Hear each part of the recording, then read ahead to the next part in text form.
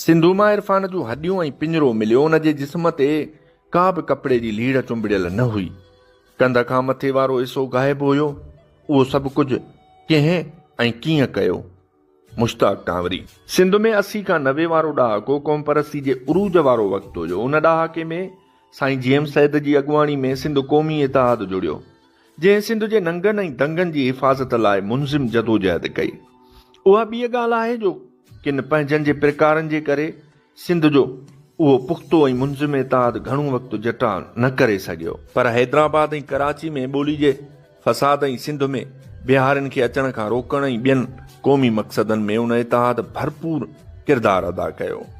उन वक़्तु टोड़ी फाटक केस जा असीर आज़ाद थिया हुआ। जीअं सिंध तहरीक ऐं सिंध क़ौमी इतिहाद गॾियल तौरु जलसा करे आज़ाद थींदड़ असीरनि खे आजियाणा पे ॾिना। खैरपुर ज़िले में मुंहिंजे शहर भोजदार वॾा वेझो टालपुर वॾा में हिकु जलसो थियो, जंहिंमें आज़ाद थींदड़ असीरनि हिसो वरितो। उन जलसे में उन वक़्तु जिसाफ़ जे मरकज़ी प्रेस सेक्रेटरी इरफान महदी ऐं जीअं सिंध तहरीक जे सदर ऐं टोड़ी जे असीर गुल मोहम्मद जखरानी खे संदसि तस्वीर तोहफ़े तौरु ॾिनी हुई।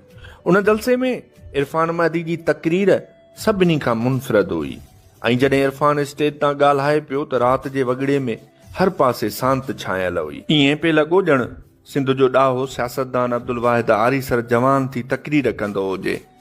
तारीख़ अदब क़ौमी दर्द सां भरियल बहितरीन तलफ़ुज़ उचारण सां सजायल इरफान महदी जी तक़रीर अॼु बि मुंहिंजे सोचनि में समायल आहे। इरफान महदी हिकु ख़ूबी वारी शख़्सियत न पर घण रुखी शख़्सियत जो मालिक हुयो। इरफान महदी तमामु हसीन व जमील हुयो। हुस्न जी देवी इरफान ते महिरबान हुई। हू हर रूप में सुहिणो इरफी लॻंदो हुयो। इरफान खे बुख ऐं ॻणती हुई त सिर्फ़ु हिकु हुई त सिंध ऐं सिंध वासी कॾहिं तलीम याफ़्ता थींदा ऐं कॾहिं सिंध वासी ख़ुशहाल थींदा। टोड़ी फाटक जे वाक़े खां पोइ इरफान जुआन मर्दी ऐं साबित क़दमी जो मुज़ाहिरो कंदे जेको हिकु पंहिंजो आला मक़ाम ठाहियो हुयो, सो सॼी सिंध वासियुनि ऐं क़ौम परस्त लॾे खे अॼु बि यादि आहे। इरफान जूं ठाहियल प्रेस रिलीज़ बि हिकु नुमाया हैसियत रखंदियूं हुयूं। इरफान चिटो मौक़ुफ़ रखण वारनि मां हुयो। अगर मगर जा लफ़्ज़ हिन जी डिक्शनरी में ई न हुआ। फ़क़ीरानी तबियत जे मालिक इरफान महदी जो जनम ऐं विछोड़ो सावण जी रुत में थियो। 3 ऐं 4 अगस्त 1991 जी विच वारी राति सिंधु जे लहरुनि में इरफान जे वजूद खे लुणंदे या ॿुॾंदे ॾिठो वियो। 4 अगस्त 1991 में इरफान हमेशह जे लाइ नंढड़ी उमिरि में विछड़ी वियो। सिंधु मां इरफान जूं हॾियूं पिंजरो मिलियो। उन जे जिस्म ते का बि कपिड़े जी का लीड़ चुंबड़ियल न हुई। कंध खां मथे वारो हिसो बि ग़ाइबु हुयो।